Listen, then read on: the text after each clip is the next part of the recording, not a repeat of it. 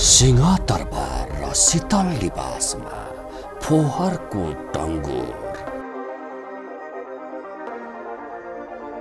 सिंह दरबार अन्यत्रै सार्न बालेन शाहको चुनौती।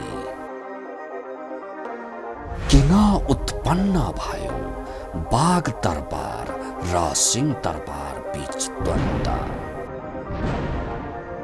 सर्वाधिक चर्चामा बालेन्द्र शाह।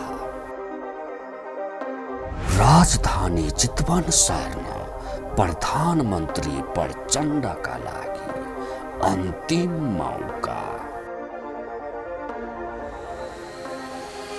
सिंह दरबार र बाघ दरबार बीच उत्पन्न द्वन्द विशेष द न्यूज रिपोर्ट।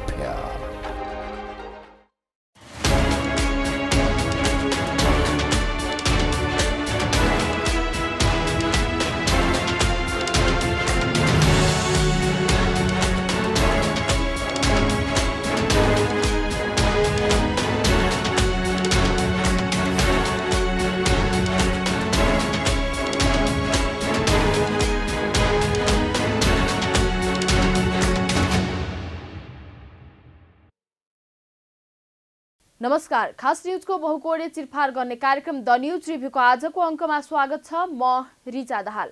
सिंहदरबार स्थित प्रधानमन्त्री कार्यालय र बाघ दरबार स्थित काठमाडौँ महानगरपालिकाको कार्यालय बीच द्वन्द चर्किएको छ। यो द्वन्द्वका कारण विगत 1.5 सातादेखि सिंहदरबार, शीतल निवास लगायत संघीय सरकारका कार्यालयहरूको फोहोर सङ्कलन तथा विसर्जन हुन सकेको छैन। संघीय सरकारका कार्यालयहरूको फोहोर सङ्कलन तथा विसर्जनको काम काठमाडौँ महानगरपालिकाले गर्दै आएको थियो, तर सिंहदरबारले असहयोग गरेपछि संघीय सरकारका कार्यालयहरूको फोहोर आफूले उठाउन नसकेको महानगरपालिकाले जनाएको छ। काठमाडौँ महानगरपालिका भित्रको निकै ठूलो हिस्सा संघीय सरकारका कार्यालयहरूले ओगटेका छन्। संघीय सरकारमा रहने अधिकांश नेता तथा कर्मचारीहरू काठमाडौँ महानगरपालिका क्षेत्रभित्रै बस्छन्, तर काठमाडौँको समस्या समाधानका लागि संघीय सरकारले वास्ता नगरेको मात्र होइन, उल्टै अवरोध उत्पन्न गरेको आरोप मेयर बालेन्द्र शाहको छ। काठमाडौँ महानगरपालिकाका प्रमुख बालेन्द्र शाहले अघिल्लो शनिबार सामाजिक सञ्जालमा लेख्नु भएको थियो, आजबाट सिंहदरबारको फोहोर उठ्दैन। साँच्चीकै देश सफा गर्नु परे त्यहाँका नेताहरूलाई सिस्टोलमा डम्प गर्नुपर्ने हुन्छ।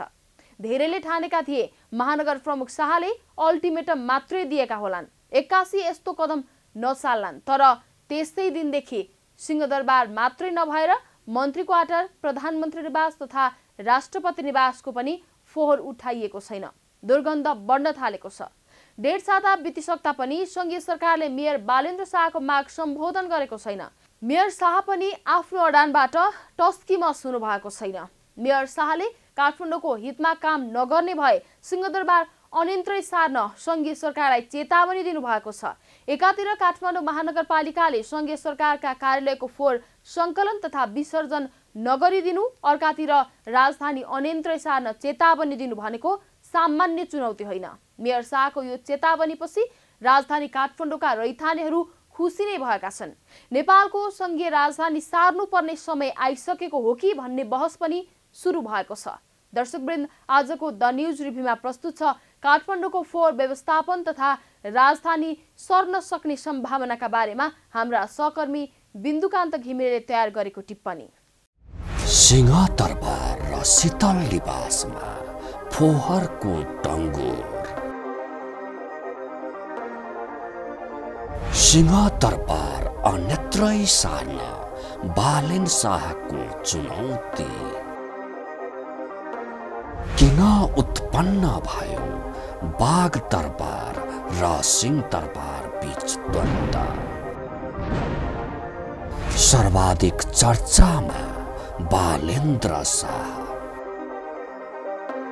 राजधानी चितवन सार्न प्रधानमन्त्री प्रचण्डका लागि अन्तिम मौका। सिंह दरबार र बाघ दरबार बीच उत्पन्न द्वन्द विशेष द न्यूज रिपोर्ट। काठमाडौँ महानगर प्रमुख शाहले 9 महिनाको यो अवधिमा 7 पटक ताकेता गर्दा पनि सिंहदरबारले नसुनेका कारण यो कदम चाल्नु परेको जनाउनु भएको छ। महसुल नबुझाउने घरहरूको फोहोर महानगरपालिकाले उठाउने गरेको छैन। यदि सिंहदरबार, राष्ट्रपति भवन तथा मन्त्री क्वार्टरहरूले महसुल बुझाउने गरेका छैनन् भने महानगरपालिकाले चालेको यो कदमलाई सलाम गर्नुपर्ने हुन्छ, किनकि कानुन र नियम सबैलाई बराबरी हुन्छ। त्यसमा पनि सरकारी कार्यालय व्यवस्थापनका लागि जनताले तिरेको करबाट बजेट विनियोजन हुने गरेको छ। महानगर प्रमुख शाहले भन्नुभएको छ, संघीय सरकारका रूपमा रहेको सिंहदरबारले जनजीविकाका कुरामा स्थानीय सरकारसँग समन्वय गर्न चाहेको पटक्कै महसुस हुन्न। बाध्य भएर सिंहदरबारको फोहोर नउठाउने निर्णय गर्नु पर्यो। त्यो लहडमा अनायासै गरिएको निर्णय थिएन। बारम्बार गरिएको प्रयासमाथिको व्यवस्था, गैर जिम्मेवारी र लापरवाहीको अहिलेसम्मको निष्कर्ष थियो, जसका कारणले त्यो बाध्यात्मक कदम उठाउनु परेको थियो। एक सातासम्म सिंहदरबारको फोहोर नउठ्दा पनि संघीय सरकार मौन रह्यो। अहिलेसम्म पनि दुर्गन्ध सहेरै बसेको छ सिंहदरबार, जसको दुर्गन्धले महानगरका सर्वसाधारण थप पीडित बनेका छन्। महानगरवासीको यो पीडापछि सिंहदरबारसँग थप आकर्षित हुनुभएका मेयर शाहले फेरि अर्को चेतावनी दिनुभएको छ। काठमाडौँ महानगरपालिकाका मेयर शाहले केन्द्र सरकारलाई काठमाडौँको हितमा काम नगर्ने भए सिंहदरबार अरू पालिकामा सार्न आग्रह गर्नुभएको छ। काठमाडौँको हितमा काम नगरेको आरोप लगाउँदै सिंहदरबार भित्रको फोहोर उठाउन बन्द गरेका मेयर शाहले सिंहदरबार सारे पनि, राजधानी सारे पनि काठमाडौँवासीलाई आपत्ति नहुने बताउनु भएको छ। उहाँले सामाजिक सञ्जालमा लेख्नु भएको छ कि काठमाडौँको हितमा काम गर्नुहोस् कि सिंहदरबार अरू पालिकामा सार्नुहोस्, हामी काठमाडौँवासीलाई कुनै आपत्ति छैन। चाहे सिंहदरबार सार्नुहोस् कि राजधानी सार्नुहोस्। उहाँले काठमाडौँवासीलाई सम्पदा, संस्कृति, कला, सभ्यता चाहिने तर राजनीति नचाहिने पनि बताउनु भएको छ। दर्शकवृन्द, द न्यूज रिभ्यूको अबको श्रृङ्खलामा प्रस्तुत छ सिंहदरबारको फोहोर सङ्कलन हुन नसक्ने अवस्था बन्नुका कारणहरूका सन्दर्भमा छोटो चर्चा। सिंहदरबारभित्रका कार्यालय, विभिन्न निकाय सहित क्याप्टन, बगैँचा र सडकहरूबाट सङ्कलन भएको फोहोर त्यत्तिकै थुप्रिएर दुर्गन्ध फैलिन थालेको छ। फोहोर नउठ्नुको कारण हो सिंहदरबारको फोहोर नउठाउन काठमाडौँ महानगरपालिकाका मेयर बालेन शाहले दिएको निर्देशन। निजी स्तरको कम्पनी परिवर्तन सेवा प्रणालीले शहरी विकास मन्त्रालयसँग गरेको सम्झौताको आधारमा सिंहदरबार परिसरको फोहोर व्यवस्थापन गर्दै आएको थियो। तर मेयर शाहले कम्पनीको सञ्चालक मित्र घिमिरेलाई सिंहदरबारको फोहोर उठाए बन्चरे डाँडामा फोहोर फाल्न नदिने भन्दै रोक्न निर्देशन दिनुभएको छ।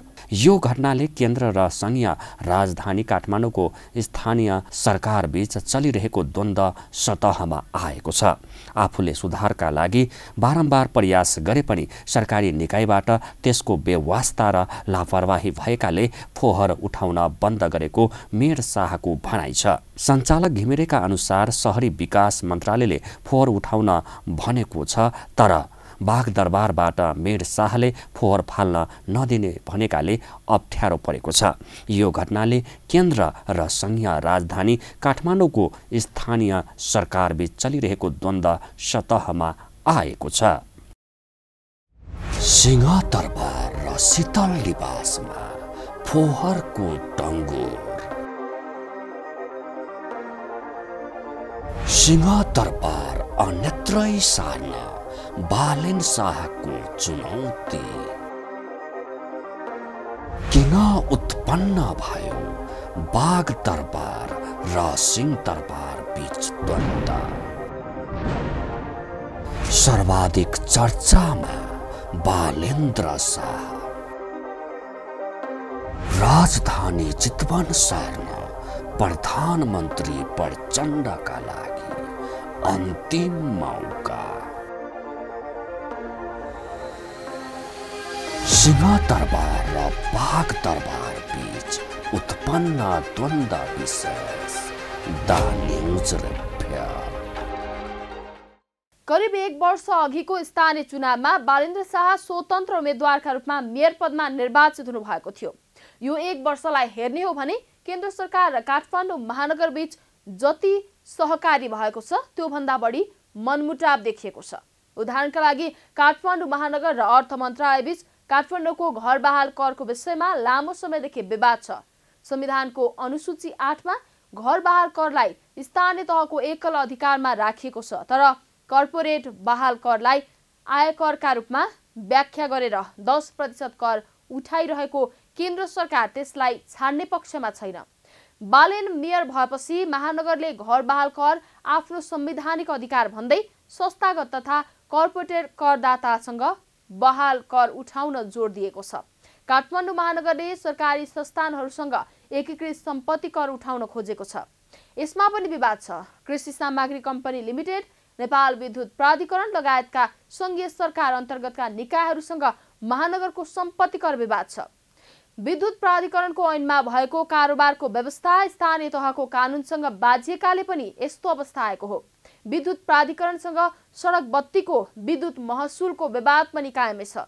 पुरानो महसुल भुक्तानी गर्न अर्थ मन्त्रालय तयार भए पनि सडक बत्तीको महसुल धेरै देखाइएको भन्दै महानगर तयार भएको छैन।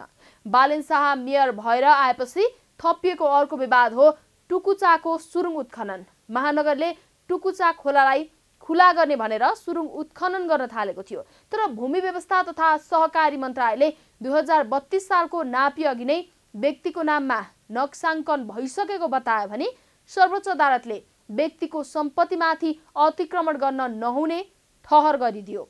पुरातत्व विभागले टुकुचा सुरुङ पुरातात्विक सम्पदा भएको ठहर गरेपछि बालेन ब्याक हुनुपर्ने अवस्था आयो। पछिल्लो पटक भने सुकुम्बासी बस्ती खाली गराउने विषयमा विवाद देखिएको छ। मेयर बालेन शाहले नदी किनारका सुकुम्बासी बस्ती हटाउने योजना बनाउनु भएको छ। मेयर शाहले 12 मङ्सिरमा बागमती नदी किनारमा ड्रोजर पनि पठाउनु भएको थियो, तर सुकुम्बासी बस्तीका बसोबास गर्दै आएकाहरूले विरोध गरे, झडप भयो। त्यतिबेला नगर प्रहरीमाथि सुकुम्बासी बस्तीका स्थानीयले आक्रमण गर्दा सुरक्षा निकाय हात बाँधेर बसेको भन्दै मेयर शाहले असन्तुष्टि पोख्नु भएको थियो।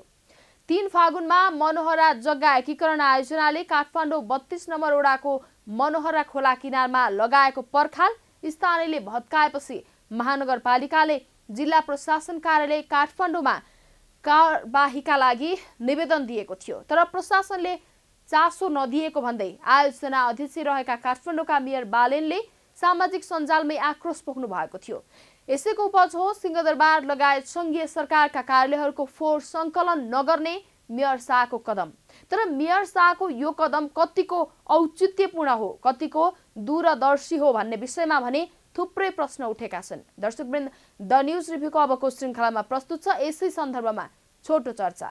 संघीय सरकारबाट निरन्तर असहयोग भएको महसुस काठमाडौँका मेयर बालेन्द्र शाहले गर्नुभएको छ। यसको प्रतिउत्तरमा आफूले पनि फोहोर व्यवस्थापन रोकेर सिंहदरबारलाई असहयोग गर्ने घोषणा मेयर शाहले अघिल्लो शनिबार नै गर्नुभएको हो। उहाँले भन्नुभएको थियो, आजदेखि सिंहदरबारको फोहोर उड्दैन।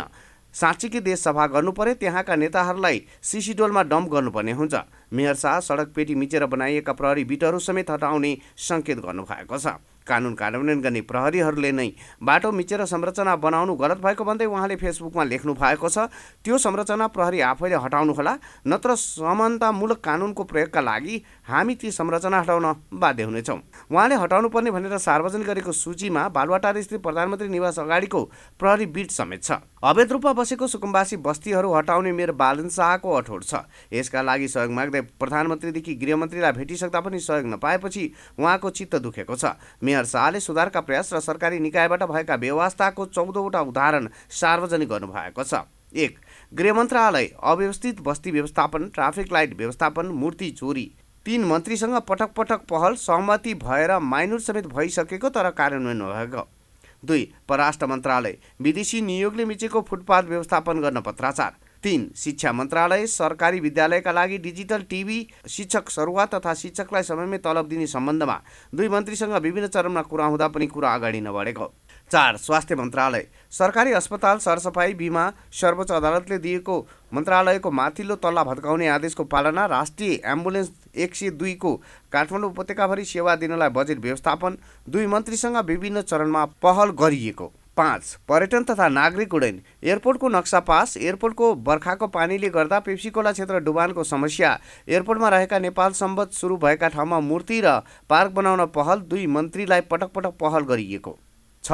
अर्थ मन्त्रालय 52 वर्षदेखि तिनकुन्नेमा सरकारले जग्गा मिचे पनि जग्गा धनीलाई मुआवजा दिन आनाकानी, महानगरले पाउनुपर्ने घर बहाल कर नेपाल सरकारले उठाएको बारे, याङ्गी र लार्के खोलाको पानी मेलम्चीमा जोडेर 12 महिना नै काठमाडौँमा मेलम्चीको पानी ल्याउने कार्यक्रम दुई मन्त्रीसँग पटक पटक पहल। 7 शहरी विकास, खोला कोरिडोर, खोला सरसफाई, खोलाको फोहोर प्रशोधन प्लान्ट, अन्डरपास, बन्चरेमा लिचेडको व्यवस्थापन, माटो क्याम्पिङको व्यवस्थापन अनि साइडको ग्यास पाइपको व्यवस्थापन, वैकल्पिक बाटो व्यवस्थापन, काठमाडौँमै फोहोर व्यवस्थापन गर्न कानुन र जग्गा। 4 मन्त्रीसँग पटक पटक पहल।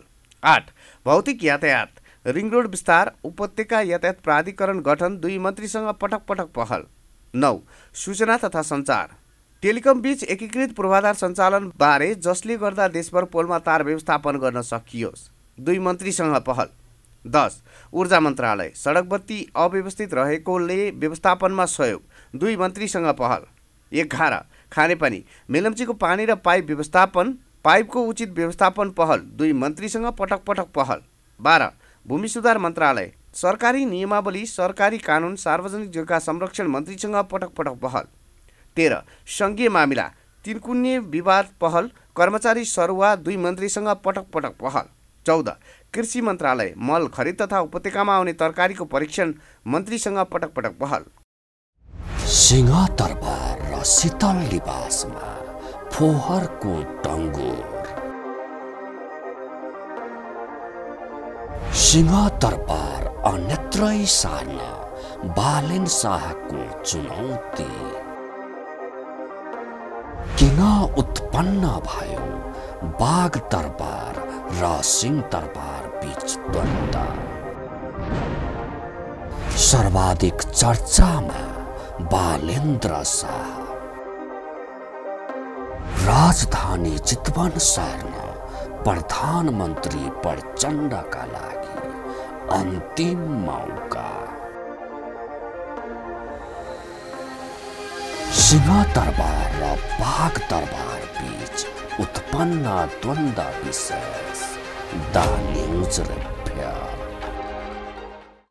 मुलुकको राजधानीलाई काठमाडौँबाट अन्यन्त्रै सार्नुपर्ने सुझाव तथा तर्क बेला बेलामा उठ्दै सेलाउँदै गरेका छन्।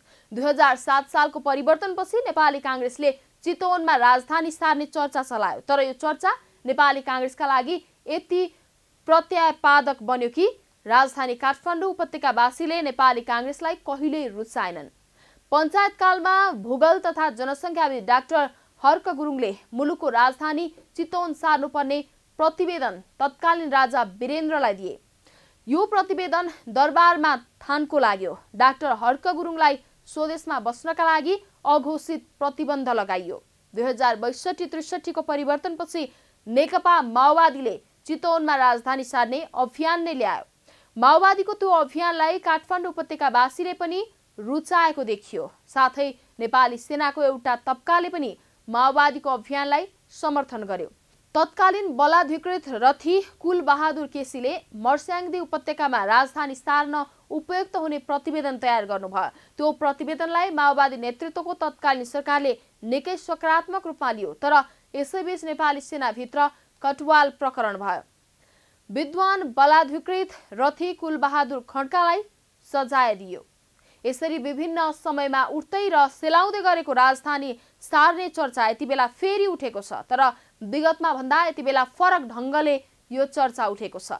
विगतमा काठमाडौँ उपत्यका बाहिरबाट यो चर्चा उठ्थ्यो, जसलाई उपत्यका भित्रकाले निर्मम सजाय दिन्थे, तर यसपटक काठमाडौँ महानगरपालिकाका मेयर बालेन्द्र शाह स्वयंले नै राजधानी अन्यन्त्र सार्न आग्रह गर्नुभएको छ।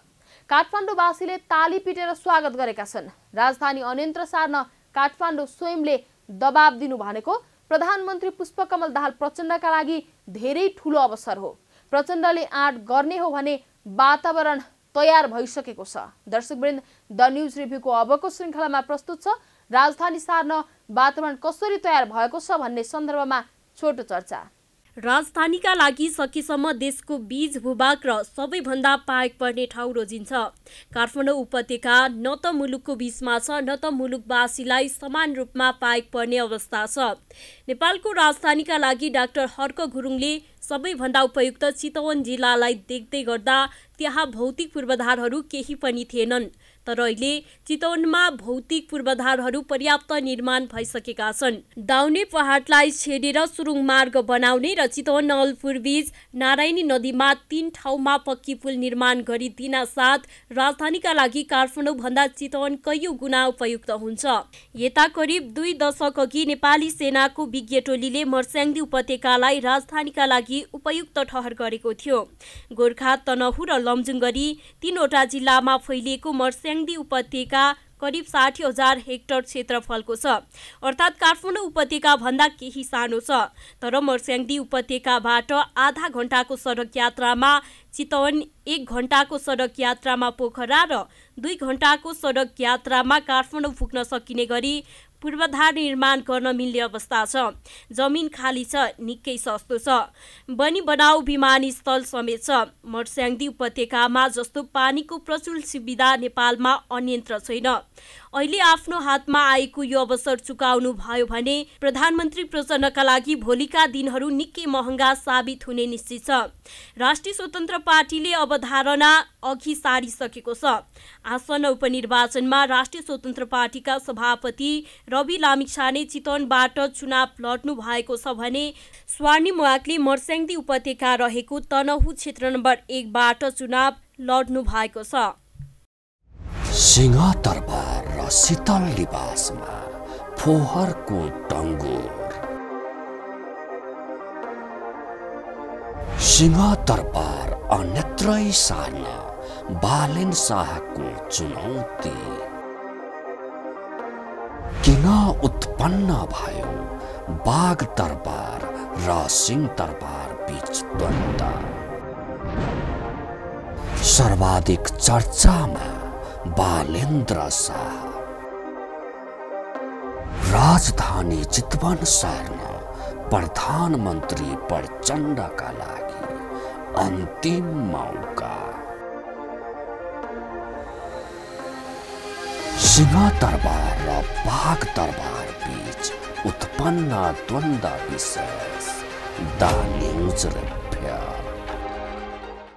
सरसर्ती हेर्ने हो भने आफ्नो सहरभित्रको फोहोर सङ्कलन नगर्ने कदम चाल्नु महानगरपालिकाको लापरवाही हो।